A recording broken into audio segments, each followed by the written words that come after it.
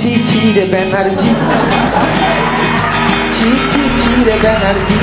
তারপরে 2014-তে ভারতবর্ষে একজন স্ট্যান্ড আপ কমেডিয়ান এলেন, বলছে দেখ উনি বুঝে গেছে শিক্ষা দীক্ষার দরকার নেই, 500-1000-এ চলে যাবে, কিন্তু ডাক্তার না থাকলে মাথার ব্যান্ডেজটা বাজার কেউ থাকবে না। ডাকাত, পুলিশ, চোরের কলমটার ওপরে লেখা টিএমসি। আমি বলছি তুমি দেখে কোনোদিন সৌরভ গাঙ্গুলিকে বুঝেছিলে যে ও শালবনীতে চটির কারখানা খুলবে? ভারতবর্ষ তথা বাংলায় যদি সবচেয়ে বেশি কেউ লুটপাট, চুরি, ছিনতাই করে থাকে সেটা হচ্ছে ইস্ট ইন্ডিয়া কোম্পানি, দ্বিতীয়তে কালীঘাটান কোম্পানি। ভিডিওটি করা শুধুমাত্র মনোরঞ্জনের জন্য। এই রাজনৈতিক স্যাটায়ার ভিত্তিক ভিডিওতে যে সকল রাজনৈতিক কথা বলা হয়েছে তাতে কেউ আঘাত পেলে খুশি হব।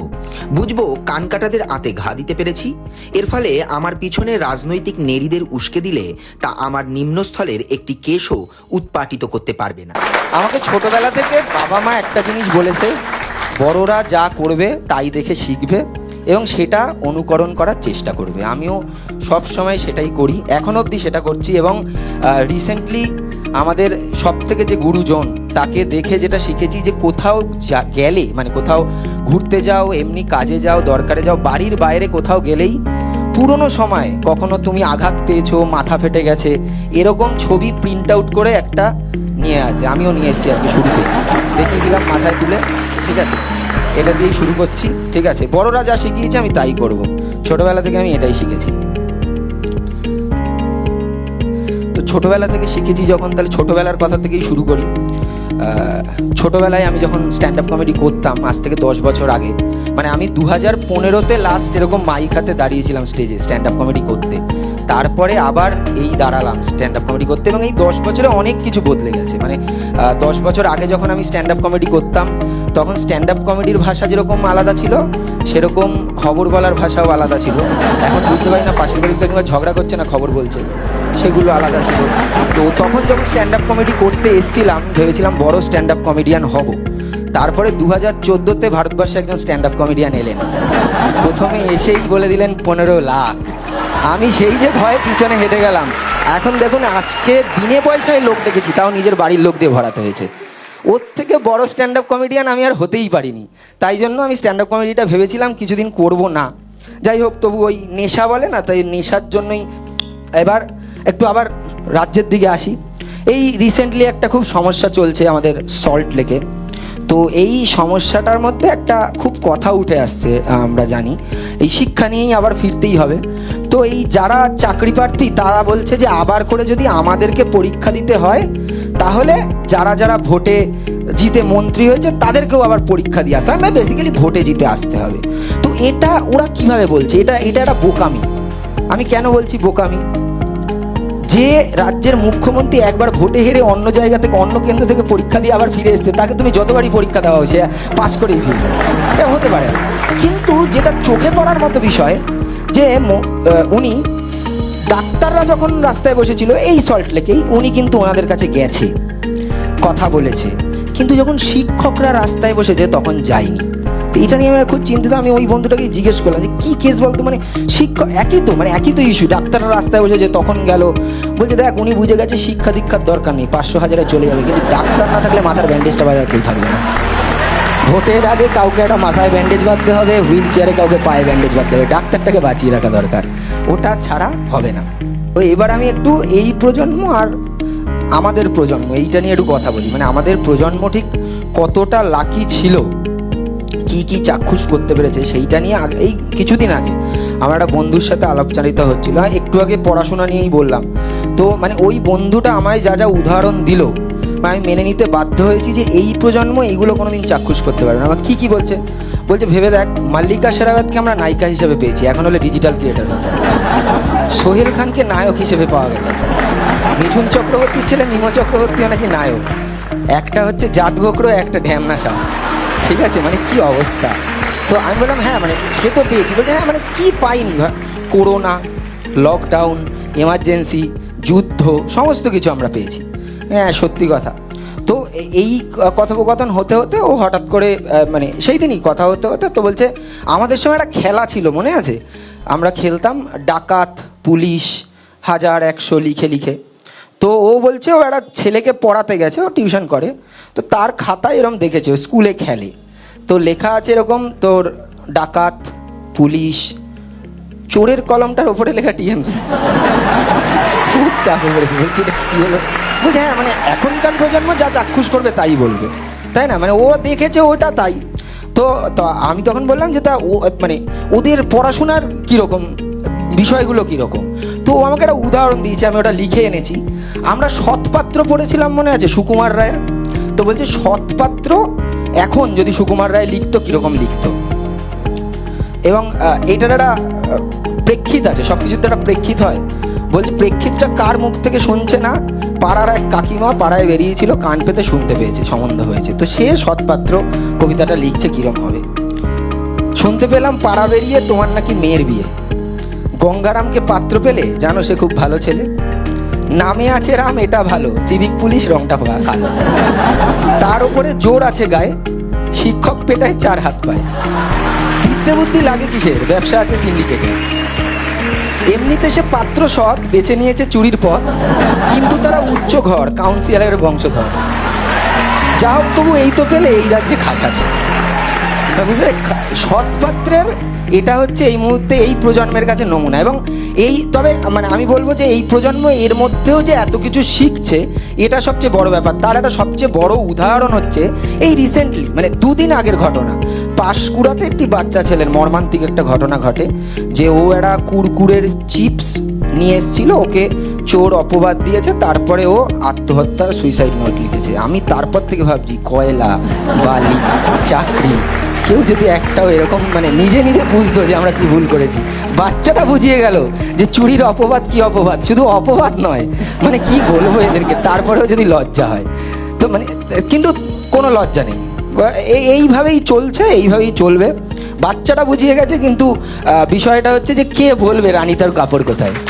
এইটা নিয়ে কথা হচ্ছিল বন্ধুটার সাথে, সেই সময় আমার হঠাৎ আরেকটা জিনিস মনে হয়েছে। ওই আমাকে প্রথম বলেছে যে আজকালকার দিনে আমরা যেটা আরেকটা করি, আমরা অ্যাজিউম করে নিই, যে কাউকে দেখলে আমরা অ্যাজিউম করে নিই। মানে আমার যেমন কানে ইয়ারিং পরা আছে, তো আমি কি হয়েছে পরশুদিন নিজের কানের দুলটা হারিয়ে ফেলেছি। তো আমার বউকে তার বান্ধবী একটা স্ট্রবেরি কানের দুল দিয়েছিল, আমি দেখেছি একটা পড়ে আছে, পড়ে নিয়েছি। তো সেইটা দেখে আমার অফিসের লোক প্রথম বলেছে তুই কি আস্তে আস্তে মেয়ে হয়ে যাচ্ছিস, মানে হাফ মেয়ে হাফ ছেলে। তো আমি বললাম কেন, আমি বুঝতে পারিনি। বলছে না তোকে দেখে মনে হচ্ছে। আমি দেখে মনে হচ্ছে মানে? বলছে হ্যাঁ এই দেখ কানে স্ট্রবেরি দুল পরেছিস। আমি বলছি দেখে বোঝা যাচ্ছে আমি মেয়ে হয়ে যাচ্ছি? বলছে হ্যাঁ। আমি বলছি তুমি দেখে কোনোদিন সৌরভ গাঙ্গুলিকে বুঝেছিলে যে ও শালবনীতে চটির কারখানা খুলবে? দেখে এভাবে বোঝা যায় কাউকে? মানে দেখে যদি সব বোঝা যেত তাহলে তো হয়ে যেত। মানে আমি ওই বন্ধুটাকে উদাহরণ দিলাম, এই যে দেখ আমি একটা গেঞ্জি পরে, আজকেও আমি শো করছি গেঞ্জি পরে। এবার এইটা দেখে যদি কেউ ভেবে নেয় যে আমি পার্টিকুলারলি কোনো রাজনৈতিক দলের প্রতি বিদ্বেষ, সেটা তো ভুল হবে। আমি ওকে বুঝিয়ে বললাম যে দেখ আমি এরম নয় কিন্তু যে এদের প্রতি শুধু বিদ্বেষ। আমি এখনও বিশ্বাস করি ভারতবর্ষ তথা বাংলায় যদি সবচেয়ে বেশি কেউ লুটপাট চুরি ছিনতাই করে থাকে সেটা হচ্ছে ইস্ট ইন্ডিয়া কোম্পানি, দ্বিতীয়তে কালীঘাটান কোম্পানি। আমি মার্কসই দিয়েছি ভাই। দেখে ওইভাবে কোনো দিন কিছুতে বোঝা যায় না কে কী। মানে আপনি বলুন না, আপনি দেখে বুঝেছিলেন যখন 2011-তে ভোট দিয়েছিলেন, আপনি বুঝেছিলেন যে আপনি এত বড় একজন স্ক্রিপ্ট রাইটারকে মুখ্যমন্ত্রী বানাচ্ছেন? বুঝেছিলেন? কেউ বুঝেছিল? আমরা কেউ বুঝেছি এত বড় স্ক্রিপ্ট রাইটার। মানে স্ক্রিপ্ট রাইটার কেন বলছি, একটা জগন্নাথের মূর্তি সমুদ্রে ভেসে এলো, গায়ে শ্যাওলা নেই, কোনো দাগ নেই, অ্যাজ ইট ইজ রং করা, কিন্তু ভেসে এসছে। আচ্ছা ভালো কথা, আমার কপাল ফেটে গেছে, বাড়িতে ব্যান্ডেজ নেই, তাহলে আমি কিসের মন্ত্রী হলাম? অন্তত একটা ব্যান্ডেজ তো কিনে রাখবো। ওইভাবে কেউ সেলফি তোলে, রক্ত পড়ছে সেই ছবির সেলফি, এটা হয়? মানা যায়? হ্যাঁ। তো আমি সেই দিন ওই জন্য বন্ধুটাকে বলেছি দেখ এইটার থেকে মুক্তি পাওয়ার একটাই উপায়। তো ও বলছে কি উপায়? আমি বললাম দেখ রিসেন্টলি যা পরিসংখ্যান বলছে, এই শেষ লোকসভা ভোটের সময় উড়িষ্যাতে বহুদিন পর নবীন পট্টনায়কের সরকারের পতন ঘটেছে। তার কারণ জগন্নাথ মন্দিরের চাবি নিয়ে একটা ইস্যু হয়েছিল, সেই ইস্যুটার পরিপ্রেক্ষিতে তাদেরকে ভোট দেয়নি। রাম মন্দির বানালো, তারপরে উত্তরপ্রদেশে বিজেপি হেরে গেল। জগন্নাথ তুমি মুখ তুলে চাও, কিছু একটা করো, যতই তুমি ছোটো জগন্নাথ হও কিছু একটা করো। আমি বললাম হাতে পায়ে পড়ে যা জগন্নাথের দিঘাতে গিয়ে, কিছু একটা করতে বল। এবং এই জগন্নাথ মন্দির নিয়ে আমি সবচেয়ে অবাক হয়েছি মানে চুপ করে থাকাতে, সেটা হচ্ছে বাংলা পক্ষ। বাংলা পক্ষ চুপ কেন আমি বলছি, জগন্নাথ মন্দির হচ্ছে, জগন্নাথ সাধারণত আমরা জানি উড়িয়াদের ভগবান, রাম মন্দির হচ্ছে, অযোধ্যার ভগবান। বাংলার কোটা তো নষ্ট হয়ে যাচ্ছে। শিব ছিল, পার্বতী ছিল, লোকনাথ বাবা ছিল, রামকৃষ্ণ ছিল, তুমি একটা বাইরের রাজ্য থেকে লোক এনে এখানে ভরাট করছো ঠাকুর এনে, এটা মানা যায়? বাংলা পক্ষ কোনো কথাই বলছে না। এবং তাতে সবচেয়ে বেশি সাথ দিয়েছে যেই কাকা, সে তো আবার গরুর দুধে সোনা পায়, সেই সোনা নিয়ে বিয়ে করেছে বউকে। যাই হোক, তো এবার এইটা নিয়েও রিসেন্টলি একটা কন্ট্রোভার্সি হয়েছিল যে বিয়ের পর সবাই বদলে যায়, এবং এটা আমি 100% বলছি, একদম সত্যি কথা। আমার 2 বছর বিয়ে হয়েছে, আমি বলছি বিয়ের পর মানুষ বদলায়। ও তো তাও শুধু পিসির সাথে দেখা করতে গেছে একটা মন্দিরে। আমি বিয়ের আগে 4 বছর জমি সংক্রান্ত ঝামেলায় পিসির সাথে কথা বলিনি, তারপরে আমাকে আইবুড়ো ভাত খেতে যেতে হয়েছে পিসির বিয়ে করবো বলে, খালি বিয়ে করবো বলে। তো বিয়ের পর পিসির ঘরে গেছে, কি অসুবিধা আছে? বিয়ের পর মানুষকে একটু বদলাতে হয়। ইভেন মানে আমি বলছি বিয়ের পর আমার বউয়ের পছন্দ না, তারপরেও আমি আরও একবার বউকে নিয়েও গেছি পিসির ঘরে। তো একবার বউকে নিয়ে পিসির ঘরে গেছে, অসুবিধা হবে, সে তো অসুবিধা নেই। এবং এই সমস্ত জিনিসের মূলে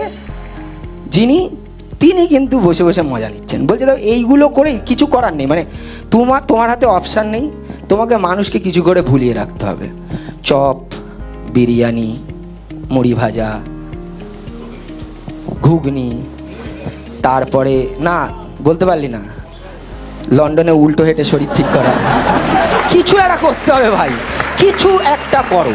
মানে আমি ছোটবেলায় একমাত্র মাঠে ফিল্ডিং করার সময় এরকম পিছনে হেঁটে গেছি ক্যাচ ধরবো বলে। হ্যাঁ, একটা মানুষ, একটা বিদেশে গেছি, সামনে দেখ এরকমভাবে, না পিছন ঘুরে দেখবো, আমি এইভাবে কমেডি করব। কিছু একটা করতেই হবে, মানে জোর জবস্তি। মানে আমি বুঝতে পারি না মাঝে মাঝে কি। এবং তুই বিশ্বাস করবে না, তোমরা বললে ওই ঘটনাটার পর আমি নেপাল যাব। তো নেপালের যে গাইড, তাকে ফোন করেছি, বলছি দাদা কি কি লাগবে ওখানে। আমি অন্নপূর্ণা ট্রেকে গেছিলাম, তো বলছে কি কি লাগবে, পাসপোর্ট, ভোটার আই কার্ড, যা যা পারমিশনের জন্য লাগে। বলছে ওগুলো আনুন চাই না আনুন, ছোটোবেলায় মাথা ফেটেছে এরকম একটা ব্যান্ডের ছবি আনবেন প্রিন্টার, ওটা মাস্ট বিদেশে আসলে এখন, ওটা দেখে আমরা বুঝতে পারবো আপনি কোথা থেকে এসছেন। এবং আমি বলছি, যার সম্বন্ধে বলছি, নাম বলা যাবে না, এখনো বাড়িতে টাকা পড়েনি, ব্রিক্স হয়ে যাবে। তো যার নামে বলছি তার কিন্তু লজ্জা নেই, কিন্তু সে আবার সবসময় টপিকে থাকতে পছন্দ করে। তো আমি কি করেছি, তার পছন্দসই সে টপিকেও থাকবে, আবার তার নামটাও লোকে বলবে না, সেই রকম একটা গান বেঁধেছি, শোনাই, হ্যাঁ, প্যারোডি এটাও। এবং সবচেয়ে মজা হচ্ছে এই গানটা আমি বললেই আপনারা বুঝতে পারবেন, খুব ভাইরাল একটা গান, ননি। ঠিক আছে, যদি ননি পশ্চিমবঙ্গে তৈরি হতো, ওটা উড়িষ্যায় তৈরি হয়েছে, তো ননি যদি পশ্চিমবঙ্গে তৈরি হতো গানটা কীরকম হতো?